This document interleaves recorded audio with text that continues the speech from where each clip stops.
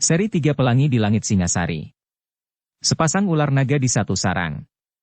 Cerita, Esa Mintarja. Audiobook, novel silat. Bab 54. Tetapi bagaimana jika perempuan-perempuan itu ternyata mementingkan diri mereka sendiri, dan bukan mementingkan anak-anak kita? Kita akan membunuhnya dan melemparkannya ke dalam sungai. Siapakah yang akan melakukannya jika kita semua sudah mati? Tidak. Orang-orang tua pun akan pergi bersama perempuan-perempuan itu. Laki-laki yang meskipun sudah tua, dapat membunuh perempuan-perempuan yang ingkar akan kewajibannya terhadap anak-anak dan mementingkan diri sendiri. Orang-orang dari gerombolan serigala putih yang berilmu hitam itu mengangguk-angguk. Nah, berkata orang tertua. Kita akan menunggu. Hari ini, besok atau lusa.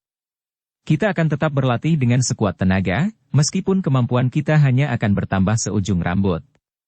Tetapi itu lebih baik daripada tidak sama sekali. Ya. Kita akan berlatih agar kita tetap dalam kesiagaan tertinggi.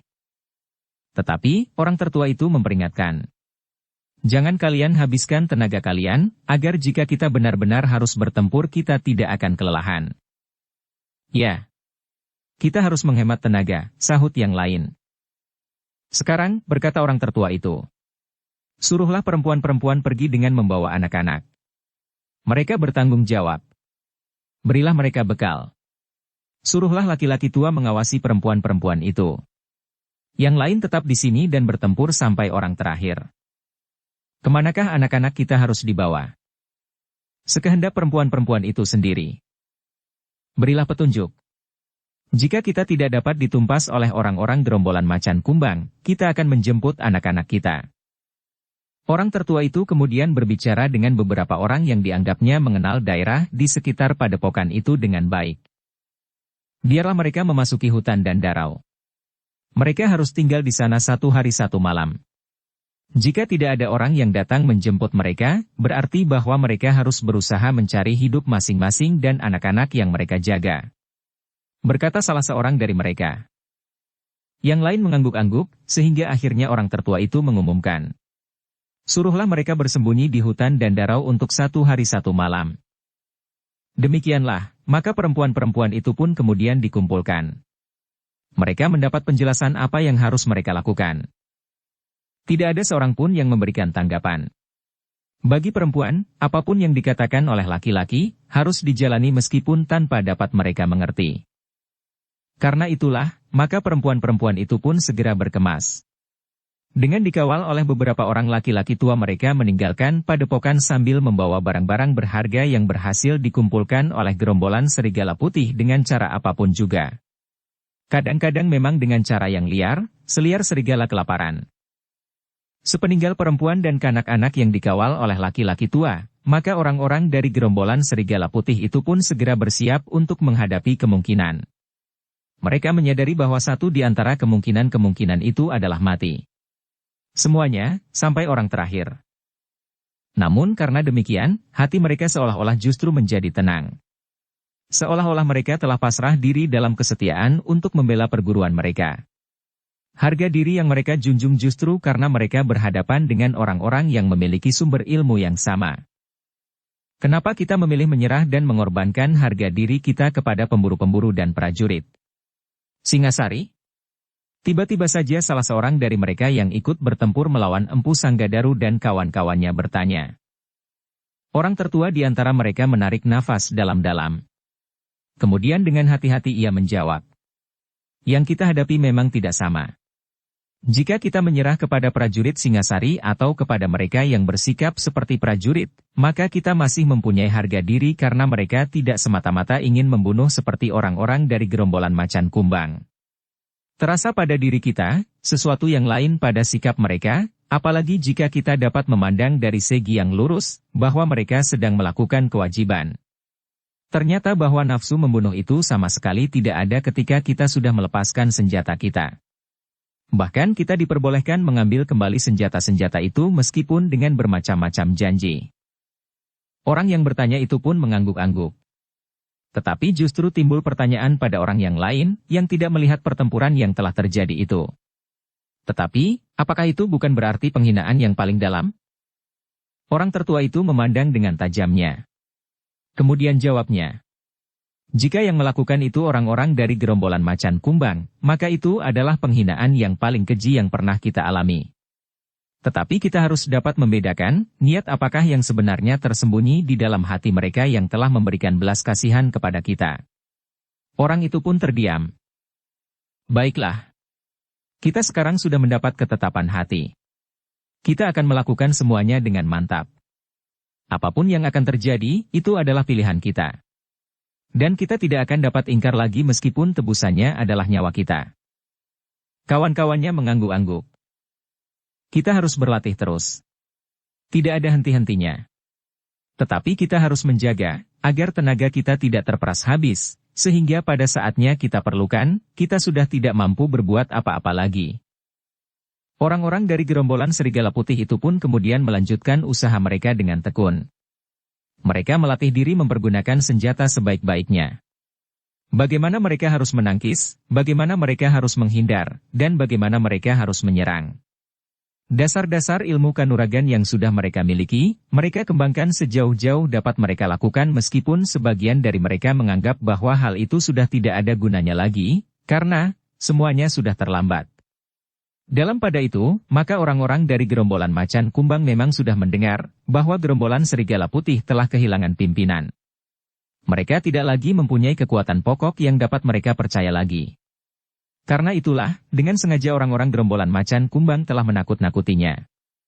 Mereka telah membuat perhitungan tertentu untuk menghadapi orang-orang dari gerombolan serigala putih yang selama itu dianggap menjadi saingan yang memang harus disingkirkan. "Kita akan datang segera ke padepokan mereka," berkata pemimpin gerombolan macan kumbang setelah mendapat laporan dari orang-orang yang dengan sengaja menjumpai salah seorang dari gerombolan serigala putih. "Aku tidak membunuhnya," berkata salah seorang dari mereka. "Kematian memang menakutkan. Tetapi jika orang itu tetap hidup, ia akan dapat mengatakan apa saja yang kita katakan dan sengaja membuat mereka ketakutan." Pemimpinnya mengangguk-anggukkan kepalanya. "Seorang yang aku tugaskan untuk mengamat-amati mereka sudah melihat, perempuan dan anak-anak telah menyingkir." Sejak kapan orang-orang gerombolan serigala putih memikirkan perempuan? Tentu mereka ingin menyelamatkan anak-anak mereka, desis yang lain. Pemimpinnya tertawa. Katanya, "Mungkin. Tetapi akan datang saatnya kita menghancurkan mereka semuanya. Setelah kita binasakan orang-orang yang sombong itu, maka akan kita binasakan pula semua perempuan dan anak-anak." "Anak-anak saja?" tanya Empu Baladatu. Suara tertawa pun kemudian meledak. Namun dalam pada itu, salah seorang berkata, "Tetapi kita masih harus bekerja keras. Dengan menyingkirkan anak-anak, itu berarti bahwa orang-orang dari gerombolan serigala putih siap untuk melakukan perlawanan. Meskipun barangkali mereka sudah mengira bahwa mereka akan mati." Sambil mengangguk-angguk pemimpinnya menyahut, "Ya. Tetapi akhir dari pertempuran yang mungkin akan terjadi itu sudah dapat dibayangkan. Mereka sudah kehilangan pemimpinnya. Meskipun sebenarnya mereka masih mempunyai kemampuan untuk melawan, tetapi benturan yang pertama sudah akan merontokkan isi dada mereka, sehingga mereka tidak akan berani bertempur lebih lama lagi." "Apakah itu artinya mereka menyerahkan leher mereka?" Pemimpinnya tidak menyahut. Namun katanya kemudian, "Kita akan melihat. Dan kita akan melakukan apa saja yang kita kehendaki kemudian atas mereka yang selama ini merasa lebih kuat dari kita." Orang-orang gerombolan macan kumbang itu pun mengangguk-angguk dengan kebanggaan di dalam diri mereka karena angan-angan mereka itu. Karena itulah, maka rencana mereka untuk membinasakan orang-orang yang selama ini menjadi saingan mereka itu, merupakan orang-orang yang menyenangkan. Sebelum mereka melihat hasil dari pekerjaan mereka, maka mereka sudah lebih dahulu menikmatinya. Di hari berikutnya seorang petugas yang lain telah melaporkan pula bahwa perempuan dan anak-anak telah menghilang di sekitar hutan yang lebat di sebelah padepokan gerombolan serigala putih itu. "Biarlah orang-orang yang tamak itu merasakan lebih lama lagi kegelisahan dan ketakutan," berkata pemimpin gerombolan macan kumbang. "Tetapi jika kita tidak segera menyerang mereka, maka mereka akan lepas dari tangan kita." "Kenapa?" "Jika mereka tidak tahan lagi menahan kegelisahan dan ketakutan, maka mereka tentu akan menyingkir." Pemimpin gerombolan macan kumbang berpikir sejenak, lalu Kau benar. Kita harus segera melenyapkan mereka. Pekerjaan yang meskipun berat tetapi menyenangkan ini, harus segera kita lakukan. Pemimpin gerombolan macan kumbang itu pun segera mengumpulkan anak buahnya. Orang-orang yang memiliki ilmu yang bersumber pada ilmu hitam meskipun mempunyai beberapa segi kelainan, namun ilmu mereka adalah ilmu yang serupa dengan ilmu orang-orang dari gerombolan serigala putih. Besok kita akan menyerang dan membinasakan orang-orang dari gerombolan serigala putih, berkata pemimpin gerombolan macan kumbang itu. Orang-orangnya pun dengan serta-merta menyambut dengan sorak yang gemuruh. Nah, tanggapan kalian telah membesarkan hatiku. Mungkin jumlah kita hampir sama dengan jumlah orang-orang dari gerombolan serigala putih. Tetapi kita masih lengkap. Kalian mempunyai seorang pemimpin yang memiliki banyak kelebihan dari kalian dan setiap orang dari orang-orang gerombolan serigala putih. Karena itu, kita akan membinasakan mereka. Membunuh setiap orang dan mencincangnya sampai lumat.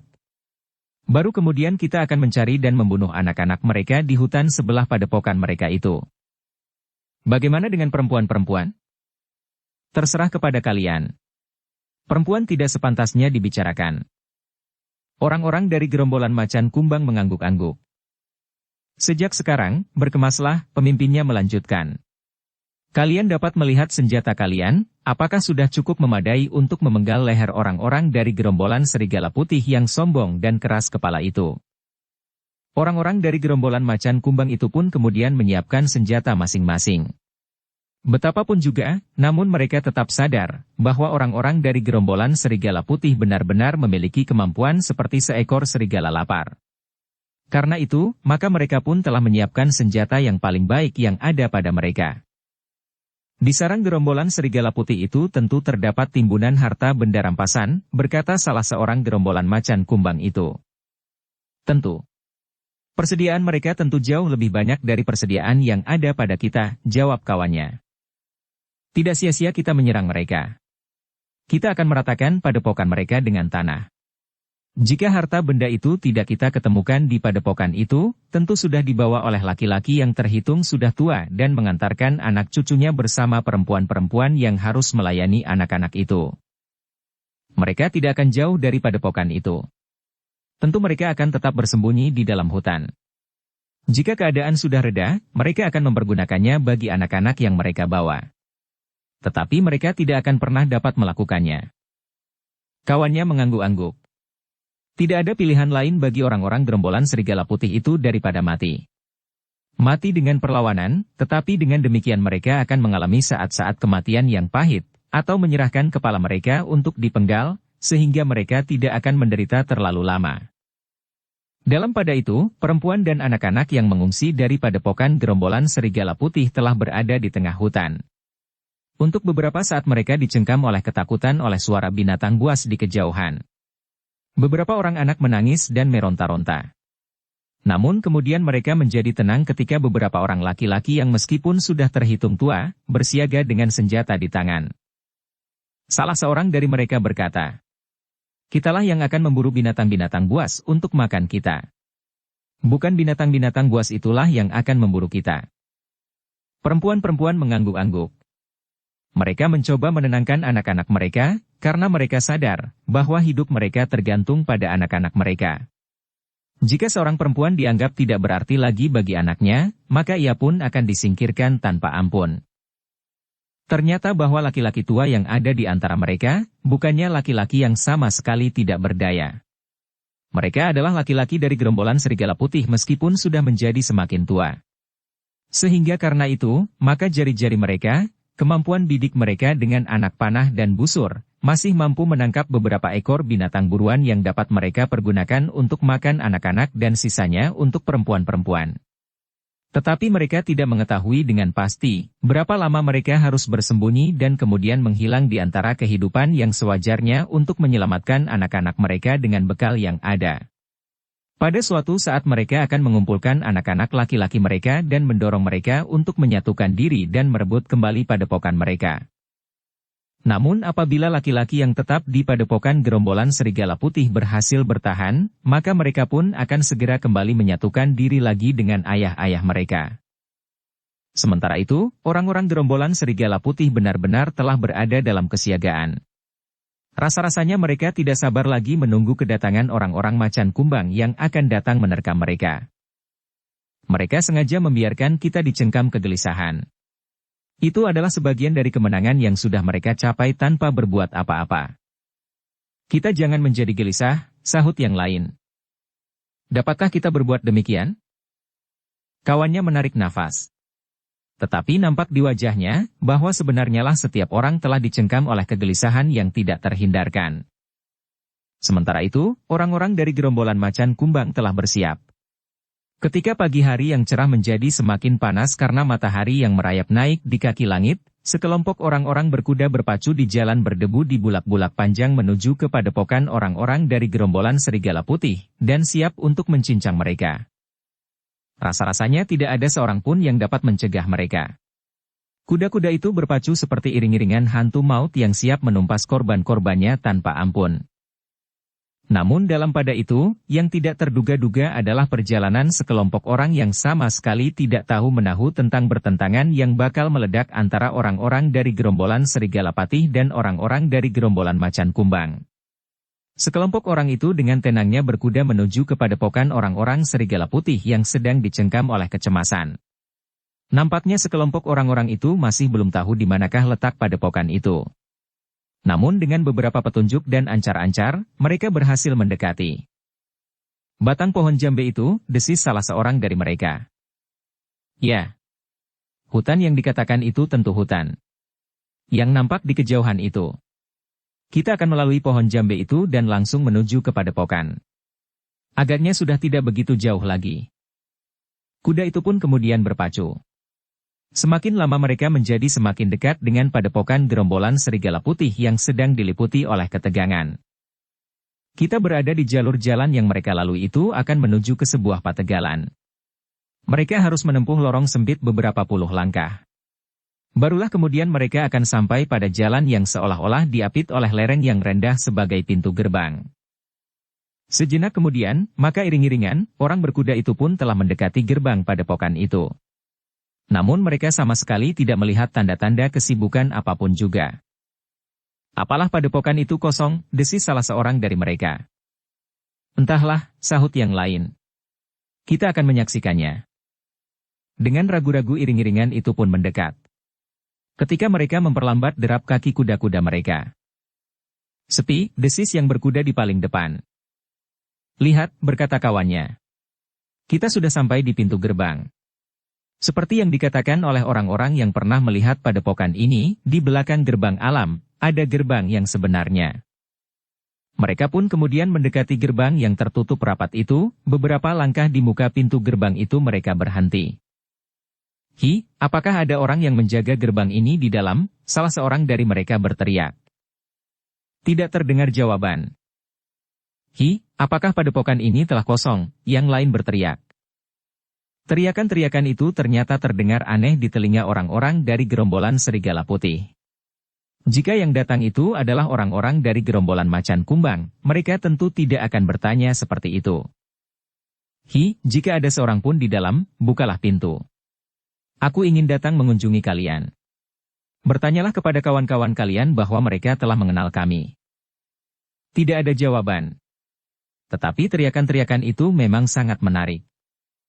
Cobalah, lihatlah dari lubang gerbang itu, perintah orang tertua dari gerombolan serigala putih yang sebenarnya sedang menanti kedatangan lawannya. Mereka sudah hampir menjadi jemu oleh ketegangan yang menyiksa. Seorang penjaga pintu gerbang itu pun mendekati lubang di pintu itu dengan ragu-ragu. Sekilas dilihatnya beberapa orang kawan-kawannya yang mendekat dengan hati-hati karena mereka mendengar teriakan di luar pintu. Namun orang-orang yang ada di dalam gerbang itu telah menyiapkan senjata-senjata mereka apabila yang datang itu adalah orang-orang dari gerombolan macan kumbang. Orang tertua yang untuk sementara memimpin kawan-kawannya dari gerombolan serigala putih itu pun telah memberikan isyarat kepada orang-orangnya, agar mereka mengambil tempat seperti yang telah diaturnya, apabila orang-orang dari gerombolan macan kumbang datang dan memaksa memasuki gerbang itu.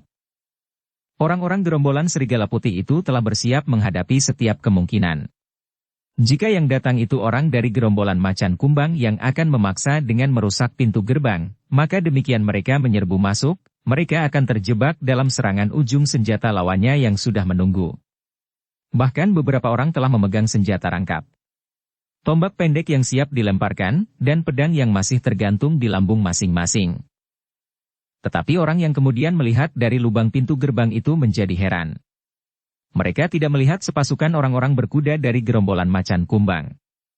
Tetapi mereka melihat sekelompok kecil orang-orang yang belum mereka ketahui. Dengan isyarat orang itu memanggil pemimpinnya, agar ia pun ikut melihat, siapakah yang berada di luar pintu. Orang tertua itu pun ternyata terkejut pula. Yang dilihatnya adalah salah seorang dari mereka yang dijumpainya di hutan perburuan. Bukankah orang itu adik Empu Sanggadaru, desisnya. Siapakah yang ikut bersama aku pada saat guru terbunuh? 3 orang maju bersama-sama. Berganti-ganti mereka melihat dari lubang itu. Dan mereka pun sepakat bahwa orang itu adalah Empu Baladatu yang mereka jumpai di tengah hutan perburuan. Apakah maksudnya? Bertanya salah seorang dari mereka. Tetapi nampaknya mereka tidak bermaksud buruk. Ya. Dan mereka datang dalam jumlah yang kecil. Tidak lebih dari 6 atau 7 orang. Sejenak mereka berbincang tentang Empu Baladatu. Dan sejenak kemudian mereka pun mendengar suara dari luar pintu gerbang. Apakah kalian tidak percaya kepadaku? Orang tertua itu pun kemudian menarik nafas dalam-dalam. Katanya, kita akan membuka pintu gerbang itu, karena nampaknya mereka tidak bermaksud jahat. Kawan-kawannya mengangguk-angguk. Dalam perselisihan di hutan perburuan itu, nampaknya Empu Baladatu bersikap terlalu lunak, sehingga kecurigaan mereka pun lambat laun menjadi susut. Bukalah, desisnya kemudian. Meskipun ragu-ragu. Namun orang itu pun kemudian telah mengangkat selarak gerbang yang besar itu dibantu oleh seorang kawannya, sedangkan yang lain sama sekali tidak meninggalkan kewaspadaan.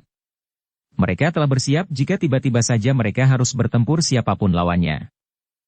Tetapi ternyata ketika gerbang itu terbuka, sekelompok orang berkuda itu sama sekali tidak menunjukkan tanda-tanda untuk melakukan kekerasan. Bahkan orang yang berkuda di paling depan menjadi heran bahwa mereka telah disambut dengan senjata terhunus. Apakah kedatanganku tidak kalian kehendaki? Bertanya orang itu. Oh, tidak Empu, jawab orang tertua. Tetapi, kami sedang dalam kesiagaan. Kenapa? Apakah kalian mendendam? Apakah kalian menduga bahwa aku atau Kakang Sanggadaru pada suatu saat akan datang menyerang kalian? Atau barangkali kalian bercuriga terhadap para prajurit Singasari? Tidak. Tidak Empu. Sama sekali tidak. Tetapi kami sedang menunggu orang-orang dari gerombolan macan kumbang yang telah mengancam akan datang menyerang kami. Mereka sudah mengetahui bahwa kami telah kehilangan pemimpin kami. Dengan demikian mereka mengharap bahwa mereka akan dapat menghancurkan kami dan memiliki padepokan seisinya. Mungkin barang-barang rampasan yang kami punyai di sini. Seterusnya maka mereka akan merasa tidak kami saingi lagi di dalam segala kegiatan. Empu Baladatu mengangguk-angguk. Karena itu Empu, bukannya kami tidak mau menerima kedatangan Empu, atau lebih-lebih lagi mencurigai. Kami mengenal kelunakan sikap Empu pada saat kami bertemu di hutan perburuan itu. Tetapi sebaiknya Empu menghindarkan diri dari keterlibatan lebih jauh lagi dalam pertentangan kami, dengan orang-orang dari gerombolan macan kumbang. Apakah kalian sudah berjanji akan bertempur? Sudah kami katakan. Mereka mengancam akan menyerang. Sekarang? Mungkin. Kami sudah menunggu 2-3 hari. Empu Baladatu mengangguk-angguk. Lalu. Aku akan berada di sini. Mudah-mudahan aku tidak akan mengganggu kalian saat kalian mempertahankan padepokan kalian. Tetapi mereka tidak dapat membedakan, siapapun yang berada di sini, tentu akan dibinasakannya. Kenapa baru sekarang mereka melakukannya? Setelah pemimpin kami tidak ada. Mereka merasa kekuatan kami susut, dan bahkan kami menjadi tidak berdaya sama sekali. Sebelumnya, apakah mereka menganggap kalian cukup kuat? Orang-orang dari gerombolan serigala putih itu termangu-mangu. Setelah saling berpandangan sejenak, maka orang tertua di antara mereka itu pun menjawab. Mungkin demikian. Tetapi saat-saat pemimpin kami masih hidup, kami merasa bahwa kekuatan kami seimbang dengan kekuatan gerombolan macan kumbang, sehingga saat pemimpin kami terbunuh, maka keseimbangan itu pun segera berubah. Empu Baladatu mengangguk-angguk. Lalu ia pun bertanya dengan ragu-ragu. Apakah kedatanganku dapat mengembalikan keseimbangan itu? Maksud Empu? Aku berada di pihak kalian. Orang tertua itu termangu-mangu sejenak. Namun kemudian katanya, sebaiknya Empu meninggalkan padepokan ini. Aku tidak ingin Empu terlibat dalam kesulitan. Empu Baladatu memandang orang-orang dalam gerombolan serigala putih itu dengan tatapan mata yang aneh. Namun kemudian ia pun tersenyum sambil berkata, aku sudah berada di sini sekarang. Aku akan tetap berada di sini. Sejenak suasana bagaikan membeku. Orang-orang dari gerombolan serigala putih itu melihat Empu Baladatu tersenyum. Tutuplah pintu gerbangmu. Atau barangkali lebih baik jika kalian menempatkan 1-2 orang pengawas di antara batu padas yang seolah-olah disediakan oleh alam bagi pintu gerbang padepokanmu ini. Untuk apa mereka berada di sana? Pengawasan itu tidak banyak artinya. Mereka tetap akan datang sampai ke mulut regol ini dan dengan paksa memecahkan pintunya. Tetapi kalian sudah mengetahuinya saat yang tepat dari kedatangan orang-orang dari gerombolan macan kumbang itu. Ketika mereka masih berada di kejauhan, kalian sudah dapat mempersiapkan diri sebaik-baiknya. Di hadapan kedua batu padas itu banyak terdapat pepohonan sehingga pengawas itu tidak akan dapat melihat ke jarak yang jauh. Empu Baladatu mengangguk-angguk. Lalu, jika demikian, selaratlah pintu gerbangmu. Aku di sini. Barangkali aku dengan beberapa orang-orangku akan dapat mengganti kekuatanmu yang hilang itu. Tetapi ketika kami jumpai Empu di hutan itu, Empu tidak membawa pengawal. Ada 2 orang. Aku sempat kembali ke padepokanku. Dan aku tidak dapat mencegah keinginanku untuk datang kemari. Tetapi aku membawa pengawal lebih dari 2 orang. Dan seperti yang kalian lihat, aku datang bersama 5 orang pengawalku yang terpercaya. Apakah menurut perhitunganmu, aku dan kelima orang pengawalku ini tidak dapat mengganti kekuatan 2 orang kawanmu yang terbunuh di hutan perburuan itu? Orang tertua itu mengerutkan keningnya. Katanya, tentu dapat Empu. Tetapi apakah Empu tidak sekedar membuang waktu dan tenaga saja membela kami yang sudah kehilangan pegangan? Aku akan mencoba memberikan sandaran baru dalam padepokan ini. Orang-orang dari gerombolan serigala putih itu menjadi heran. Tetapi sebelum seorang pun yang menyahut, sekali lagi Empu Baladatu berkata, selaratlah pintu gerbang itu. Beberapa orang pun kemudian mendorong pintu gerbang dan mengangkat selarat. Nah, sekarang, semuanya menjadi semakin jelas.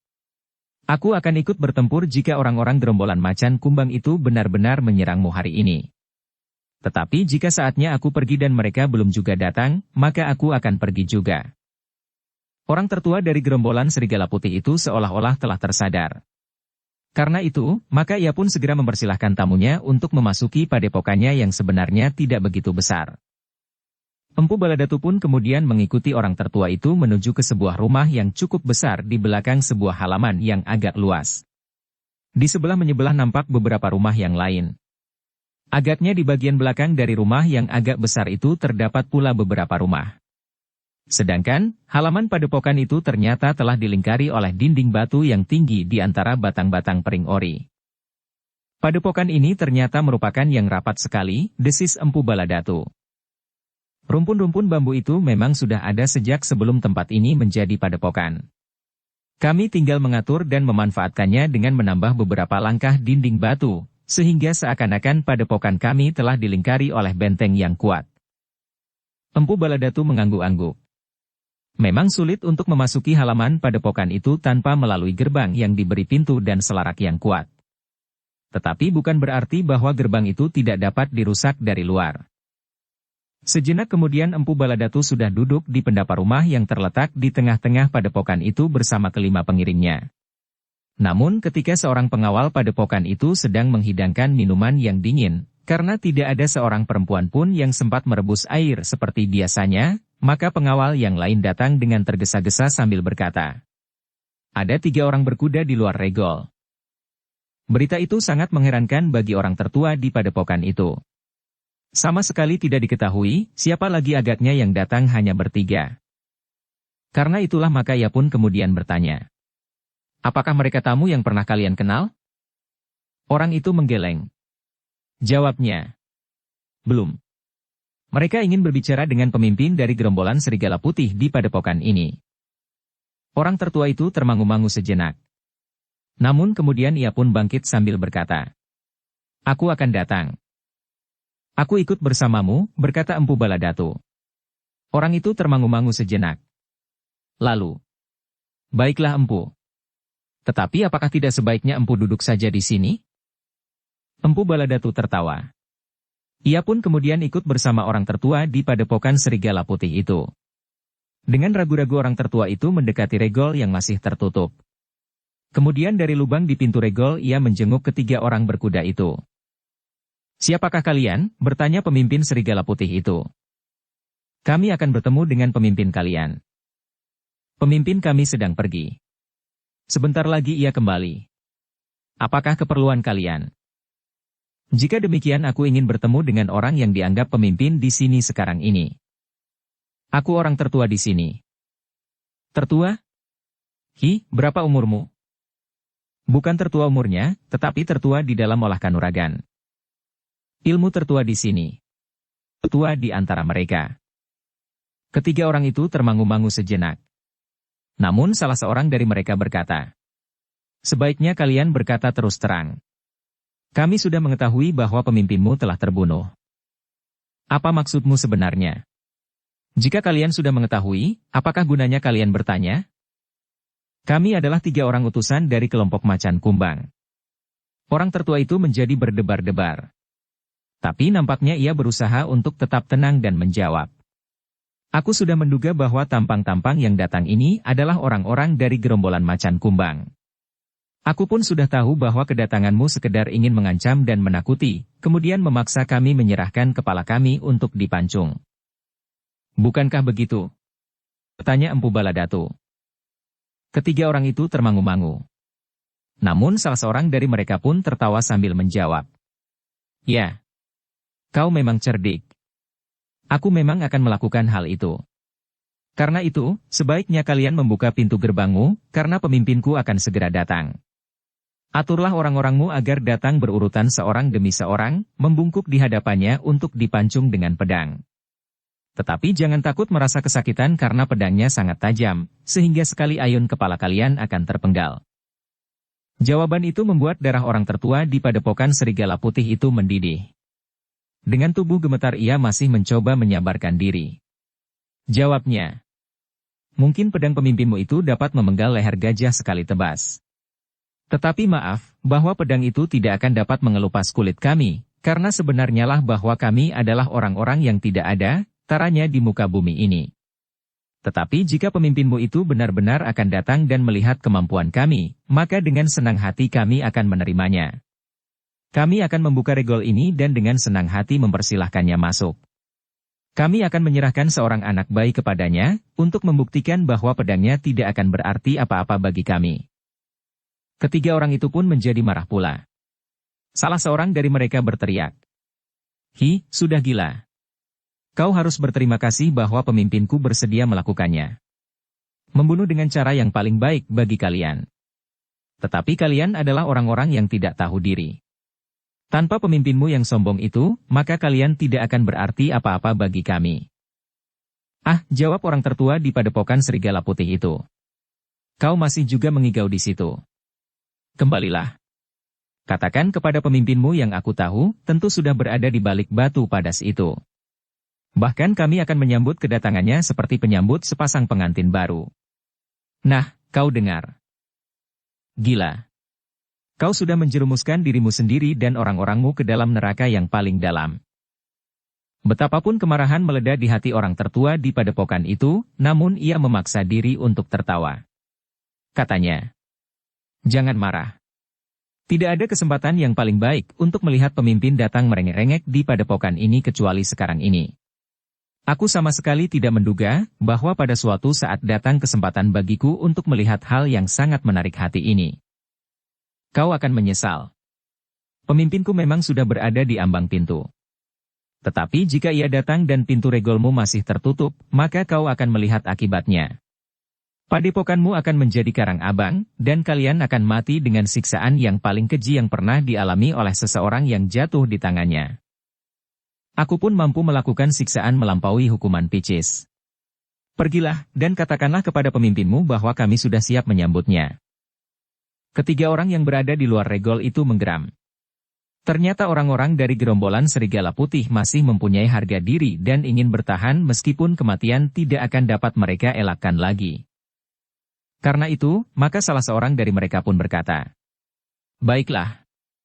Mungkin kali ini adalah untuk yang terakhir kalinya permintaanmu dipenuhi." Orang itu berhenti sejenak lalu. "Tunggulah. Setelah kami membinasakan kalian, maka kami akan membinasakan anak-anak kalian yang sedang mengungsi itu, agar mereka tidak akan menjadi sebab kesulitan pada anak keturunan kami." Orang tertua itu menggeram. "Pengecut. Cepatlah jika kau ingin membawa pemimpinmu kemari dan berlutut di hadapan regol ini." "Gila. Anak setan. Kau akan dicincang hidup-hidup. Kau akan mengalami akibat sikapmu yang liar itu, maka kau akan mengalami kematian yang lambat sekali. Anggota badanmu akan berkurang setiap hari satu sehingga sepekan kemudian baru akan mati. Cepat, pergilah. Aku masih menghormati kalian, karena belas kasihan. Sebenarnya kami dapat membunuh kalian sekarang ini juga." Ketiga orang itu tidak dapat menahan kemarahan yang menyesak di dalam dada. Karena itu, maka mereka pun segera kembali ke induk pasukannya yang sebenarnya memang sudah bersedia untuk menyerang. Pemimpin yang diangkat dari mereka di antara gerombolan Serigala Putih itu pun segera mengatur anak buahnya. Beberapa orang telah siap melontarkan tombak mereka, jika beberapa orang memecahkan pintu gerbang. Sementara yang lain telah mengambil tempat yang sebaik-baiknya untuk menyergap. "Jangan menunggu," berkata orang tertua itu. "Kita akan memanfaatkan benturan yang pertama itu sebaik-baiknya, agar kekuatan lawan langsung dapat kita kurangi." Orang-orangnya mengangguk-angguk. Mereka benar-benar sudah siap, karena mati di pertempuran seperti itu, akan jauh lebih baik daripada mati dicincang atau diikat di sarang semut yang liar dan buas. Atau dimasukkan ke dalam rawa-rawa yang penuh dengan buaya-buaya kerdil di lembah pegunungan. Dalam pada itu, Empu Baladatu pun telah siap pula di antara mereka meskipun nampaknya ia acuh tidak acuh saja melihat kesibukan orang-orang dari gerombolan Serigala Putih itu. "Bagaimana dengan Empu?" bertanya orang tertua itu. "Sudah aku katakan. Aku tetap di sini," jawab Empu Baladatu. "Aku ingin melihat, apakah yang dapat dilakukan oleh orang-orang dari gerombolan macan kumbang itu. Tetapi jika terjadi sesuatu dengan Empu adalah tamu kami di sini. Tetapi bagaimana jika kami tidak dapat berbuat sesuatu untuk keselamatan Empu?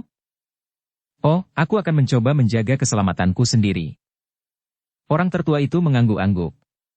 Sekilas dipandanginya orang-orang dari gerombolan Serigala Putih yang sudah siap menerima lawan mereka, jika mereka memecahkan pintu gerbang. Namun beberapa orang terkejut karenanya ketika mereka mendengar derap kaki-kaki kuda yang memencar.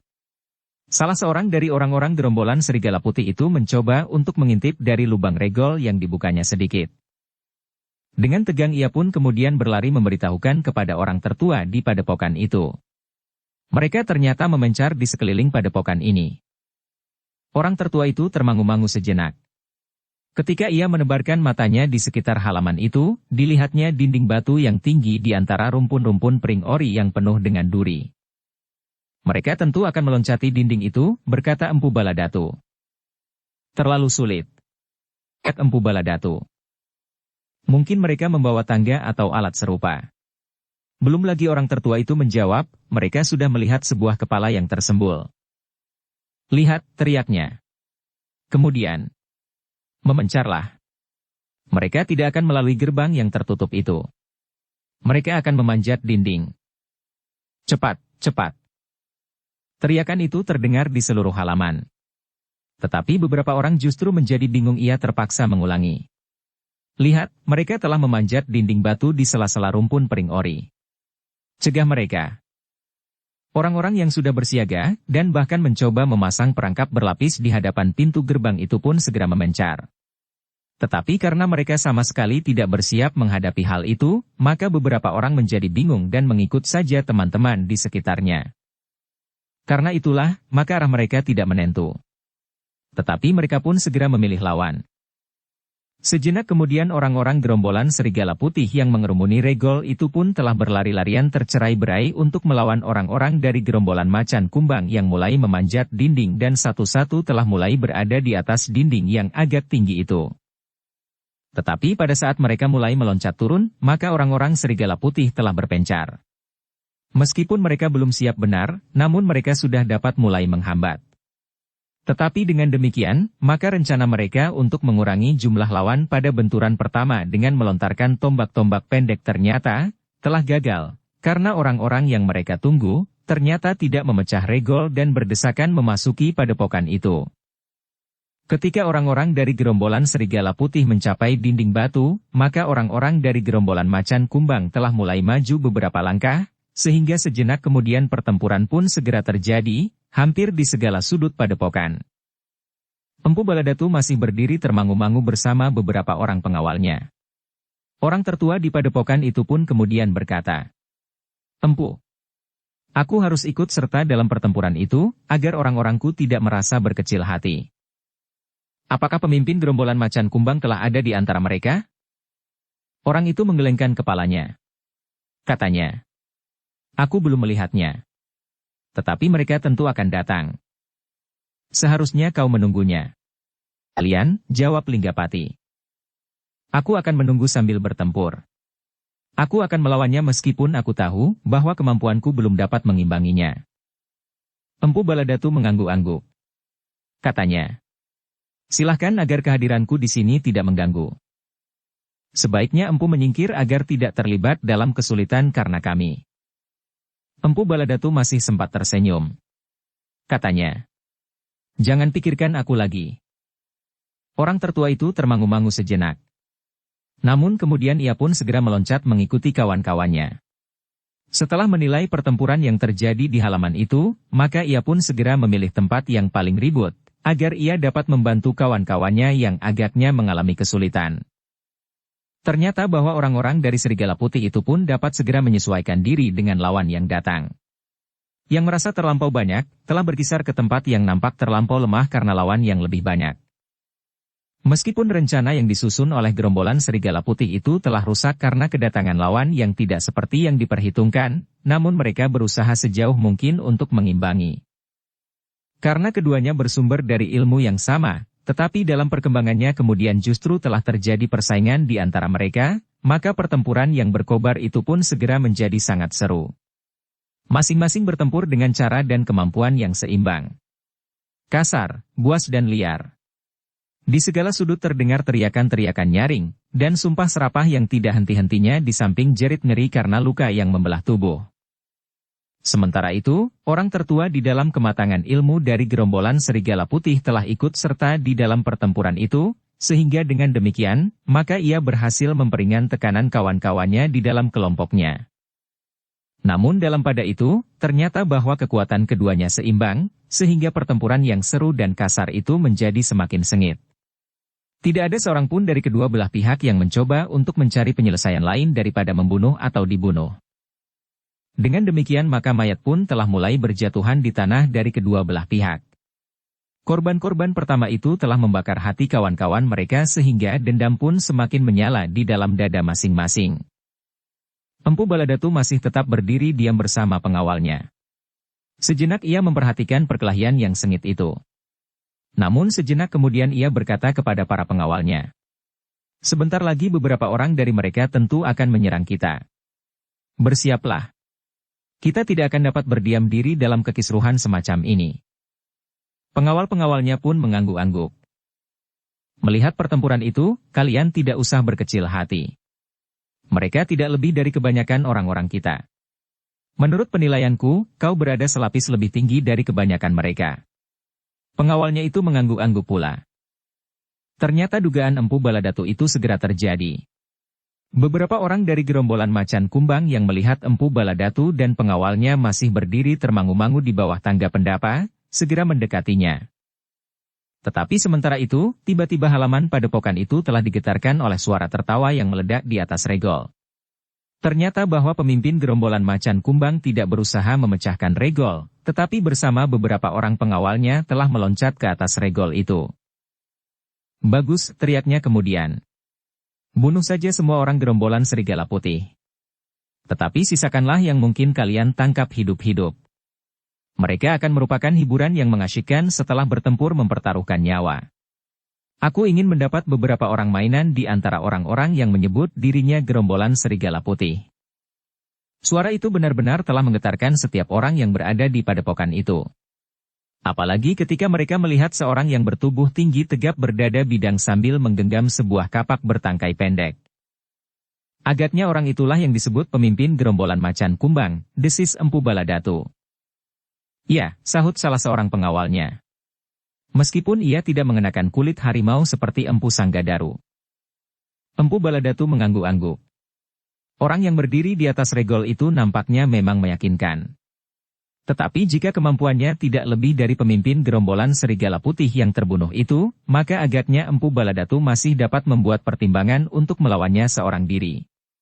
Namun dalam pada itu, sambil mengerutkan keningnya, Empu Baladatu berkata, "Tetapi kau lihat ikat pinggangnya?" "Ya," sahut salah seorang pengawalnya. Ikat pinggang yang besar itu dibuat dari kulit harimau kumbang. Empu Baladatu mengangguk-angguk. Agaknya orang itu tetap ingin menunjukkan sesuatu yang dapat dia kaitkan dengan nama gerombolannya. Macan kumbang. "Bersiaplah," berkata Empu Baladatu kemudian. "Kita akan ikut dalam pertempuran ini seperti yang aku katakan. Mudah-mudahan dengan demikian rencanaku akan bertambah lancar." Kelima orang pengawalnya pun kemudian melangkah mendekat sambil mempersiapkan diri untuk menghadapi segala kemungkinan. Sementara itu, orang yang berdiri di atas regol itu berkata, dengan suara yang lantang, "Bekerjalah lebih cepat. Aku tidak mempunyai banyak waktu untuk melayani tikus yang telah kehilangan induknya. Kita akan merampas apa saja yang ada di padepokan ini. Jika kita tidak menemukan apa-apa, maka akan kita ketemukan pada perempuan dan anak-anak yang telah mengungsi lebih dahulu." "Persetan," tiba-tiba orang tertua dari gerombolan serigala putih itu pun menjawab. "Kau jangan menyombongkan diri. Jangan kau sangka bahwa kami tidak akan berani melawanmu?" Orang yang berdiri di atas regol bersama beberapa orang pengawalnya itu tertawa. Katanya, "Kau masih juga berani menyombongkan diri? Nah, aku akan minta kepada orang-orangku untuk menyelamatkanmu. Aku sendiri ingin berurusan dengan kau." Seorang yang sombong biasanya mengalami saat-saat kematian yang tidak menyenangkan. Dan kau pun akan mengalaminya. "Persetan," teriak orang tertua itu. "Turunlah. Kita akan melihat apakah sebenarnya pemimpin gerombolan macan kumbang itu benar-benar memiliki kemampuan bertempur atau sekedar hanya berani berteriak-teriak di antara para pengawalnya." "Gila," teriak pemimpin gerombolan macan kumbang. "Aku akan sanggup membunuh beberapa orang sekaligus. Dan kau tidak berbuat apa-apa." "Gila." Kuangguk. Orang tertua itu terdiam sejenak. Namun kemudian timbullah pertimbangannya yang lain. Lebih baik ia membiarkan orang itu berdiri saja di atas regol sementara ia dapat melayani orang-orang lain dari pasukan lawannya. Sehingga karena itulah, maka ia pun tidak menyahut lagi. Bahkan ia pun melanjutkan pertempuran yang seru melawan orang-orang macan kumbang yang ada di sekitarnya. Pemimpin gerombolan macan kumbang itu termangu-mangu sejenak. Ia melihat orang tertua dari gerombolan serigala putih itu agak lebih tinggi ilmunya daripada kebanyakan anak buahnya. Namun baginya orang itu masih belum dianggap membahayakan. Dalam pada itu, pertempuran itu pun menjadi bertambah seru. Masing-masing bertempur semakin kasar dan liar. Sementara orang yang berdiri di atas regol itu masih saja berdiri termangu-mangu. Sementara pertempuran berlangsung dengan sengitnya, maka beberapa orang yang terhenti karena suara pemimpinnya yang berdiri di atas regol, segera menyadari bahwa masih ada orang yang belum mendapat lawan. Mereka adalah orang-orang yang sedang mempersiapkan diri untuk menyerang orang yang berdiri termangu-mangu itu. Karena itulah maka mereka pun segera meloncat, melanjutkan langkahnya, berlari menuju ke tempat Empu Baladatu dan kelima pengawalnya. "Mereka adalah orang-orang yang sedang membunuh diri," berkata Empu Baladatu. "Apakah kita akan membunuhnya?" Sambil memandang berkeliling. "Ya. Kita harus mengejutkan orang yang sombong, yang berdiri di atas regol itu." "Membunuh begitu saja?" "Hanya 3 orang," desis Empu Baladatu. "Orang-orang yang malang. Mereka belum mengenal kita.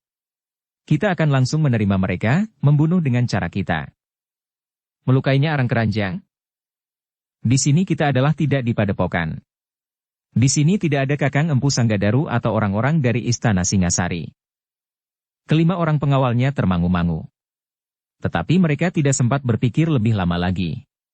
3 orang lawan telah menjadi semakin dekat. Mereka belum mengenal kita, geram Empu Baladatu. Itulah agaknya mereka berani menghina Empu Baladatu. Kita berenam, dan mereka hanya bertiga. Mereka sangka masing-masing dapat membunuh kita berdua. Tiba-tiba saja salah seorang pengawal Empu Baladatu tertawa tidak tertahankan lagi, sehingga ketiga orang lawan yang menjadi semakin dekat itu tertegun. "Hi, kalian mau apa?" terdengar suara pengawal yang tertawa itu. "Kami akan membunuhmu," geram salah seorang dari ketiga orang itu. "Kami berenam, dan kalian hanya bertiga." 3 orang itu ragu-ragu. Tetapi orang yang berdiri di atas regol, yang agaknya memperhatikan tingkah ketiga orang anak buahnya itu berteriak, "Bunuh mereka berenam." Ketiga orang itu tidak menunggu lebih lama lagi. Perintah itu telah menggerakkan mereka serentak menyerang Empu Baladatu dan kelima pengawalnya. Empu Baladatu benar-benar merasa terhina. Karena itu, ia pun segera memberi aba. "Bunuh secepat dapat kita lakukan." Perintah Empu Baladatu itu merupakan imbangan dari perintah orang yang berdiri di atas regol itu. Jika pemimpin gerombolan macan kumbang itu terlalu yakin akan kemampuan orang-orangnya, maka Empu Baladatu yang marah pun berusaha untuk meyakinkan lawannya, bahwa yang dihadapinya kali ini bukannya orang-orang yang ketakutan dari gerombolan serigala putih. Demikian ketiga orang itu mendekat, maka Empu Baladatu pun berteriak, "Sekarang!" Kelupas mereka sampai ke tulangnya. Perintah yang sangat mengerikan. Tetapi kelima pengawalnya sama sekali tidak ragu-ragu. Mereka sudah terbiasa melakukan sesuatu yang sangat mengerikan itu. Sejenak kemudian keenam orang itu pun segera meloncat dalam lingkaran. Demikian ketiga orang itu mendekat, maka tiba-tiba saja mereka sudah berada di dalam kepungan. Belum lagi mereka menyadari keadaannya, maka lingkaran itu telah berputar dengan cepatnya. Masih terdengar teriakan tertahan. Namun tidak seorang yang mengetahui apa yang sudah dilakukan oleh keenam orang yang berputaran dalam lingkaran itu. Orang yang berdiri di atas regol itu pun tidak. Tetapi setiap mata pun kemudian terbelalak ketika mereka mendengar Empu Baladatu berteriak, "Hi, siapa lagi yang akan menyusul?" Inilah Empu Baladatu, penguasa dari segala ilmu yang disebut ilmu hitam. Rasa-rasanya pertempuran itu pun terhenti sejenak. Orang yang berdiri di atas regol itu bagaikan membeku di tempatnya ketika mereka melihat ketiga orangnya itu terbaring di tanah. Tidak lagi dapat dilihat bentuk tubuhnya selain warna darah yang merah. Sejenak orang di atas regol itu terbungkam. Meskipun ia adalah orang yang paling ganas di daerah yang dikuasainya, namun ketika ia melihat korban yang jatuh di tanah itu, rasa-rasanya tubuhnya telah menggigil. "Sekarang kalian mengenal aku, siapakah Empu Baladatu yang sebenarnya?" Orang-orang dari kedua pihak menjadi semakin tegang. Namun bagaimanapun juga, kematian yang mengerikan itu telah membakar hati pemimpin gerombolan macan kumbang yang berdiri di atas regol. Sambil berteriak nyaring orang itu pun kemudian meloncat turun, diikuti oleh para pengawalnya. Dengan suara yang gemetar ia berkata, "Empu Baladatu, ternyata bahwa ilmumu masih lebih dekat dengan sumber ilmu yang disebut ilmu hitam. Aku dapat mengenalinya dengan cara yang kau lakukan. Cara yang sudah lama ditinggalkan oleh cabang perguruan macan kumbang. Namun itu bukan berarti bahwa kami tidak akan mampu mengimbangi ilmumu yang gila itu. Meskipun belum dalam keseluruhan orang-orangku, tetapi setidak-tidaknya aku sendiri menguasai cara yang paling baik untuk melawan keliaran dan kebuasanmu itu." Empu Baladatu tertawa. Jawabnya, "Soalnya bukan sekedar kesombongan dan bual yang memuakkan. Kita akan bertempur. Dan di antara kita akan menjadi korban dari keganasan kita masing-masing. Aku pun sadar, bahwa bagaimanapun juga wujud dari perkembangan ilmumu, namun ciri yang tidak dapat kita tinggalkan, adalah kekasaran yang buas dan liar. Aku sudah menunjukkannya, dan kau sudah melihat akibatnya. Sekarang, cobalah. Apa yang dapat kau lakukan dengan kapakmu? Kau tentu akan menyayat kulit korbanmu seperti sayatan kuku macan kumbang. Tetapi jika demikian, maka senjata yang paling tepat adalah senjata berujung runcing. Bukan sebuah kapak. Kau salah. Aku tidak pernah meninggalkan korban seperti bekas sayatan kuku harimau. Tetapi aku selalu meninggalkan korbanku yang terpisah-pisah anggota tubuhnya. Mungkin kepalanya, mungkin kedua kaki dan lengannya, atau mungkin isi perutnya. Nah, kau mengerti? Empu Baladatu mengangguk-angguk. Namun suara tertawanya telah meledak lagi. Suara tertawa iblis yang mengerikan. Orang-orang dari gerombolan serigala putih yang melihatnya di hutan, sebagai seorang yang baik dan pengampun, menjadi heran melihatnya sekarang sebagai iblis yang buas. Rasa-rasanya Empu Baladatu yang berada di hutan perburuan itu sama sekali lain dengan Empu Baladatu yang telah mengotori tangannya dengan darah. Namun mereka tidak dapat ingkar, bahwa dua kekuatan dari ilmu hitam sedang berhadapan. Keduanya adalah orang-orang yang liar dan buas. Cara mereka membunuh lawannya benar-benar tidak masuk akal. Mereka sudah melihat akibat tangan Empu Baladatu. Sedangkan mereka sudah mendengar pula, bagaimana pemimpin gerombolan macan kumbang itu membunuh seseorang. Seperti yang dikatakan, maka dengan kapaknya, ia dapat berbuat apa saja atas korbannya yang sudah dibunuhnya. Sejenak kemudian, kedua orang yang memiliki ilmu hitam itu telah bersiap. Para pengawalnya telah menghadapi lawannya masing-masing pula, sehingga mereka tidak akan bertempur dalam kelompok betapapun kecilnya. Sejenak kemudian, tiba-tiba saja telah terdengar teriakan nyaring yang terlontar dari mulut pemimpin gerombolan macan kumbang itu. Dan itu pun merupakan aba-aba yang telah menggerakkan seluruh anak buahnya yang termangu-mangu melihat kebiadaban Empu Baladatu yang semula sama sekali tidak disangka-sangkanya pertempuran segera berkobar lagi di seluruh halaman. Orang-orang dari kedua gerombolan itu pun segera mengerahkan kemampuan masing-masing dengan segala macam kekasaran, kebuasan dan kebiadaban. Mereka menyadari bahwa tidak ada cara yang lebih baik untuk membinasakan lawan. Apalagi mereka masing-masing memang dibesarkan dalam ilmunya, dengan cara yang demikian. Itulah sebabnya, pertempuran yang terjadi kemudian adalah pertempuran yang paling gila. Empu Baladatu pun sama sekali tidak mengekang dirinya lagi. Ia berbuat apa saja yang dapat dilakukannya tanpa mempertimbangkan apapun juga. Demikian juga lawannya, pemimpin gerombolan macan kumbang. Ia telah melihat akibat tangan Empu Baladatu dengan pisau-pisau belati panjangnya. Ketiga orangnya itu bagaikan disayat kulitnya di seluruh tubuh. Dalam pada itu, Empu Baladatu bertempur dengan sepasang pisau belati panjang, yang merupakan senjata utamanya dalam puncak kemampuannya sebagai ciri gerombolannya yang buas dan liar. Sedangkan lawannya mempergunakan sebuah kapak yang tajamnya berkilat-kilat disentuh sinar matahari. Kedua orang itu ternyata telah terlibat dalam perkelahian yang dahsyat dan paling kasar. Bahkan orang-orang dari kedua gerombolan itu pun seolah-olah belum pernah melihat pertempuran yang membingungkan. Keduanya bergerak dengan cepat dan membingungkan. Namun setiap kali terdengar teriakan dan umpatan. Bahkan kadang-kadang salah seorang dari mereka telah mempergunakan ludah mereka sebagai senjata untuk mematuk mata. Tetapi seakan-akan masing-masing telah memiliki kemampuan untuk mengatasi setiap serangan yang betapapun ganasnya. Kau tidak akan dapat menyombongkan ilmu putaran itu di sini, geram pemimpin macan kumbang. Dan kapakmu tidak akan mengejutkan aku, jawab Empu Baladatu. Hentakan yang mengejut itu sama sekali tidak dapat mempengaruhi keseimbangan perlawananku. Persetan, geram pemimpin gerombolan macan kumbang. Tidak ada gunanya kau mengumpat. Sebentar lagi kau akan mati dengan kulit terkelupas. Kau yang akan mati dengan tubuh yang terpotong-potong. Tetapi suara pemimpin gerombolan macan kumbang itu terputus karena tiba-tiba saja Empu Baladatu sempat mencungkil segumpal tanah yang dilontarkan pada mata lawannya. Untunglah bahwa pemimpin gerombolan macan kumbang itu sempat mengelak. Bahkan ia pun kemudian dengan sengaja melemparkan segenggam pasir ke wajah lawannya. Namun tidak juga mengenai sasarannya. Perkelahian yang kasar itu telah terjadi pula di antara setiap orang di dalam gerombolan yang jumlahnya memang tidak terpaut banyak itu. Namun dalam pada itu, ternyata bahwa Empu Baladatu memang memiliki kelebihan dari lawannya. Meskipun menurut penilaian orang-orang gerombolan serigala putih sendiri, bahwa pemimpin gerombolan macan kumbang itu memang mempunyai kelebihan betapapun kecilnya dari pemimpinnya yang terbunuh, namun di dalam bertaruh nyawa, belum pasti bahwa pemimpinnya lah yang akan kalah. Apalagi jika sempat satu atau dua orang membantunya, maka kemungkinan yang lain masih dapat terjadi. Tetapi setelah pertempuran yang kasar itu terjadi beberapa saat lamanya, maka pemimpin gerombolan macan kumbang itu mulai terdesak surut.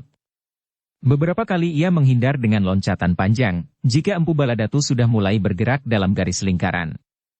Namun dengan demikian maka usaha Empu Baladatu untuk mengitarinya pun telah gagal pula. Bersambung ke bab 55.